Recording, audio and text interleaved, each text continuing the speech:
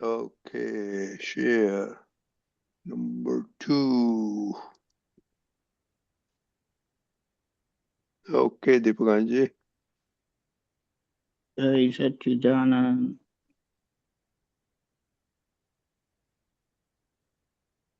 Okay, જોઈએ.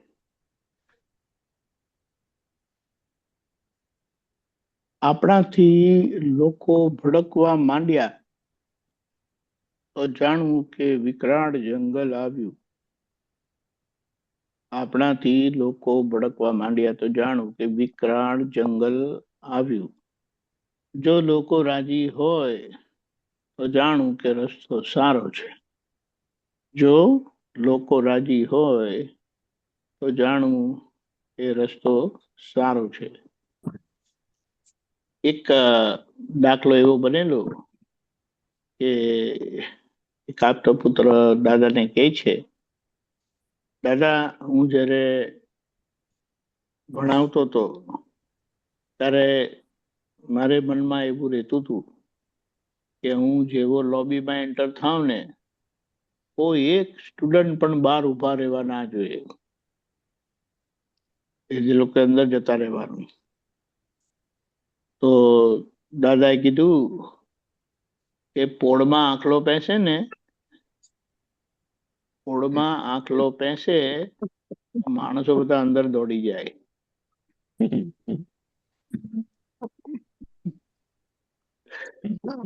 એટલે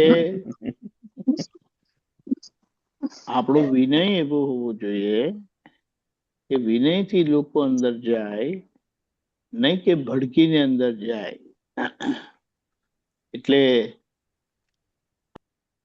કદી કે લોકો ભડકીને અંદર જતા રહે, એવી રીતે આપણે આવતા હોય ને પેલા આગા પાછા જતા રહે, તો જાણવું કે આ જંગલ આવ્યું એટલે કે આપણાથી લોકો ભડકે છે.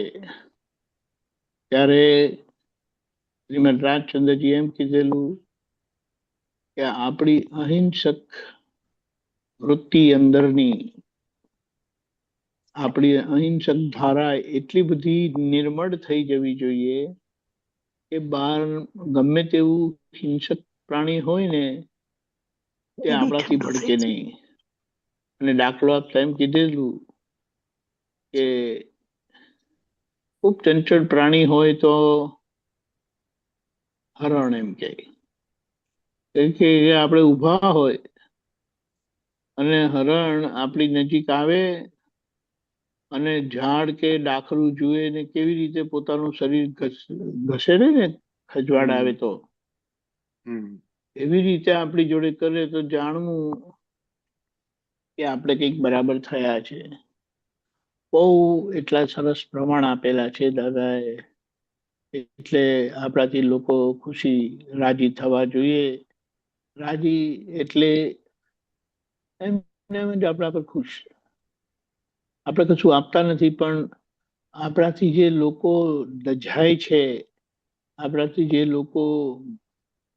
લોકોને દુઃખ થાય છે, કંઈક આપણું ચારિત્ર એવું છે કે જે ચારિત્રથી સામા હર્ટ થાય છે, તો એવું ન હોવું ઘટે. એટલે આજના આ સૂત્રમાં આપણને એક બહુ સરસ બોધ મળે છે કે આદર્શ વ્યવહાર એવો હોવો જોઈએ, જેમ દાદાએ પોતાના માટે જે કીધું કે કોઈ પણ અમને જુએ તો એમને પોતાનું પિક્ચર પડે અમારામાં. શું કીધું? પોતાનું પિક્ચર પડે અમારામાં, એટલે એમને પોતાના દર્શન થાય અમારામાં. એનું કારણ શું? તો દાદા કીધું, અમને અમારી દ્રષ્ટિમાં કોઈ ભેદભાવ નથી. અમે બધે અંદરથી એવું રહે છે કે બધે હું જ છું. હવે જે દાદાએ કીધું આપણે ગાગા કરીએ છીએ, અને દાદા એવી રીતે જીવેલા છે. અને એનું પ્રમાણ એ સામાને આ રીતનો પડઘો પડતો હતો. અને આ બાબતનો તો મને બહુ સ્પષ્ટ પોતાને જ અનુભવ છે. એ પહેલી વખત જ્યારે એમને જોયા હતા, અને એ જે આખો એ પિક્ચર હજી નજરની સામેથી જતું જ નથી. બોલો. એટલે એ એ ભૂમિકા કેવી, એ ચારિત્ર કેવું, એ પ્યોરિટી કેવી, એ પ્રેમ સ્વરૂપ કેવું, એ આપણે બધું અનુમાન કરી શકીએ અને આપણા માટે એક બહુ મોટો બોધ થઈ જાય કે યસ, આપણું ચારિત્ર પણ આવું હોવું ઘટે અને આને લક્ષમાં રાખીને આપણે જીવી જઈએ. કારણ કે મેં તો જીવન શું કહેવાનું, આ બધા જાનવર જેવું તો જીવન હતું જ ને. આપણે દાદા મળ્યા છે તો એ જીવનમાં આવી સુગંધ આવે અને આપણે એવા થઈએ. એટલીસ્ટ લોકો આપણી પેલા કહે ને, રાજી ના થાય તો આપણે માન્ય રાખીશું કે, પણ એટલીસ્ટ આપણાથી ભડકવા તો ના જોઈએ. કારણ કે ભડકે તો લોકો પ્રાણીઓથી ભડકે છે, વાંદાથી ભડકે છે, ગરોળીથી ભડકે છે, ઉંદરથી ભડકે છે. તો આપણે એવા થઈ ગયા. એટલે આ તો વસ્તુ કેવી છે, જીવન વ્યવહાર જ એવો છે કે આપણને આપણો બોધ કરાવે એવું છે. એટલે કે તમે સમજી જાઓ, માની લેવાની જરૂરત નથી. પણ આ બધા ઉઘાડા પ્રમાણ જે દાદાએ આપેલા છે એ પ્રમાણને જીવી જાણવાના છે. નહીં તો આપણે વર્ષોથી દાદાને મળેલા, દાદાનું વિજ્ઞાન સાંભળીએ છીએ, વાંચીએ છીએ, એટલે કઈ વાત કરવાની હોય તો તેમાં આપણામાંથી કોઈ કાચા પડે એવા નથી. કોઈ કરતા કોઈ કાચા પડે એવા નથી. એ એટલે અહીંયા એમ કીધું કે દાદાનું જીવન કેવું હતું. સામાનું મન હરી લે, સામાનું ચિત્ત હરી લે. આ બધા એટલા બધા સરસ પ્રમાણ આપેલા છે ને દાદાએ, કે આપણને આમ એક વખત અહો અહો થઈ જાય કે યસ દાદા, બસ હવે આ કૃપાથી જીવી જવું છે. એ આપણો જીવન વ્યવહાર, મન વચન કાયા રૂપીનો વ્યવહાર, એ આવો આદર્શ, પ્રેમમય, મનોહર થઈ જવું જોઈએ. મનોહર એટલે સામાનું મન હરી લેવું. એટલે એનો મતલબ એમ થાય કે કારણ કે સામાના મનનું સમાધાન થાય છે, એટલે સામા આપણાથી આપણો વિરોધ કરતા નથી. એટલે કારણ કે આપણું મન સામાનો વિરોધ કરતો નથી. આખો પડઘો છે જબરજસ્ત. આપણે તો ઘરમાં જોઈએ ને તો આ પરિણામ આપણને દેખાતા નથી. એટલીસ્ટ આપણે ઘર તો જીતીએ, જગત ભલે આગળ જીતા છે, પણ ઘરના લોકો જોડે આપણું મન એવું થઈ જવું જોઈએ. અને જે એને કીધું છે ને કે સામાનું ચિત્ત હરી લે, ઓહો હો હો, આ જગતમાં એવું થયું ને તો કલ્યાણ થઈ ગયું. દાદાની ભૂમિકા, દાદાનું હોવાપણું આખું એવી રીતે હતું કે સામાનું ચિત્ત હરી લેતા હતા. દાખલા તરીકે સામાન્ય માણસ કોઈ કે ટ્રાવેલ કરતા હતા મુસાફરીમાં, દાદાને આવી રીતે સામે બેસેલા જોયેલા. એમને ખબર નથી કે કોણ છે વ્યક્તિ, પણ ઘણા વર્ષો પછી એમને કંઈક શું કહેવાય, પેપરમાં કે કશામાં જોયું કે મેં તો અમને જોયેલા છે. એમ કે એક વખત અમારી જોડે થઈ ગયા હતા. અને એ વાતને લઈને એ મળવા ગયા, મહાત્મા થયા. બોલો. એટલે સમજાવવું બહુ મુશ્કેલ છે, પણ આપણને પ્રમાણ સરસ આપી દીધેલા છે દાદાએ કે આ રીતે જીવી જાઓ. અને એમનો જીવતો દાખલો આપણા માટે સર્વસ્વ કલ્યાણકારી છે અને પ્રેરણાદાયક છે. બીજું બધું નથી જોવાનું, બીજા બધાનું કશાનું કોઈનું જોવાનું નથી. આપણે તો દાદા મળ્યા ને એવા મળ્યા કે હવે દાદા આપણી દ્રષ્ટિમાં આપણે એવા બેસાડી દઈએ કે બીજે કશે કશું કોઈ દેખાય જ નહીં. અને દાદા દેખાતા થયા તો દાદા થવામાં બહુ દૂર નથી, પણ હજી બધે દાદા દેખાતા નથી. એટલે આપણી યાત્રા હજી થોડી રહેલી છે.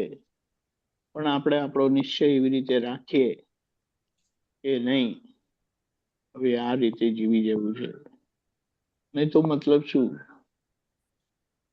આપણે વાર્તા કરીએ કે હું દાદાને મળ્યો ને દાદા સાથે રહ્યો ને મેં આમ કર્યું ને મને આમ આશીર્વાદ આપ્યા ને મને આમ મારા માટે આમ કીધું ને મારા માટે તેમ કીધું. બધી મિનિંગલેસ વાતો. એ ગુણ એ આપણી અંદર ખુલ્લું ના થાય તો વાત કરેલી એનો મતલબ નથી. દાદાએ ક્યારેય કીધું નથી હું 24 શંકર ભગવાન પાસે બેસીને આવ્યો છું. બોલો. અને એમનો જીવતો દાખલો આપણા માટે એટલો બધો પ્રેરણાદાયક થઈ ગયો કે આજે એમના ગેરહાજરીમાં, એમના ગયા પછી પણ જે એમને નથી મળ્યા એમના માટે પ્રેરણા નો સ્ત્રોત બને છે. એમને દેખાય છે દાદા. હવે એ કેવી રીતે પોસિબલ છે? એ એમનું હોવાપણું છે, જીવંતપણે, જાગ્રતપણે, પ્રેમ સ્વરૂપે આખું.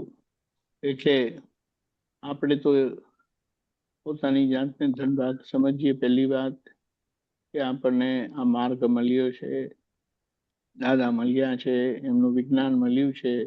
હવે આપણે એ રીતે જીવી જઈએ. જીવેલું કામનું છે, ગાયેલું કામનું નથી. ગાવાનું શાના માટે છે? કીર્તન કરવા માટે ગાવાનું છે. પણ એ કીર્તન નો હેતુ જ રાખવાનો છે.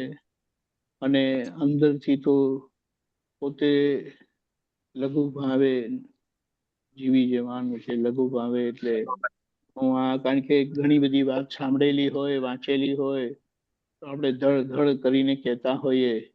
અને આવું કહેતા હોઈએ ત્યારે પોતાની જાતને ગર્વ માનતા હોય છે કે હા હું કંઈક દાદાનું જાણું છું. જાણેલું એનું નામ કહેવાય કે તમે એવા થયા તો તમારી જાણકારી સિદ્ધ થયેલી કહેવાય. નહીં તો એ જાણકારીને ખાલી લોકો સાંભળીને ભૂલી જશે. પછી એ મહાવીર ભગવાનની કથા હોય, ઋષભદેવ ભગવાનની કથા હોય કે દાદા ભગવાનની કથા હોય, એમાં ઝાઝો ફેર નથી. પણ લોકોને પ્રેરણા મળે એવો એવો આપણો જીવન દાખલો બને. અને એ માટે આપણે બધા જાગ્રત થઈએ. જય સચ્ચિદાનંદ. જય સચ્ચિદાનંદ. જય સચ્ચિદાનંદ. નિશાંતભાઈ આવી ગયા છે. એક જ મિનિટ.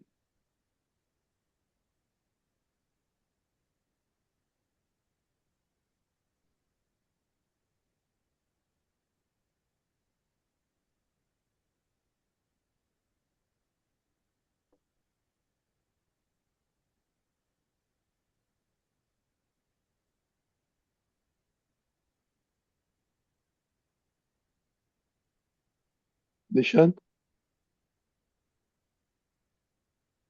જય સચ્ચિદાનંદ. Okay, we can start. જય સચ્ચિદાનંદ. બીજા બધા મ્યુટ કરી દેજો. પ્રાતઃ વિધિ. શ્રી સિમંદર સ્વામીને નમસ્કાર, નમસ્કાર, નમસ્કાર. શ્રી સિમંદર સ્વામીને નમસ્કાર, નમસ્કાર, નમસ્કાર.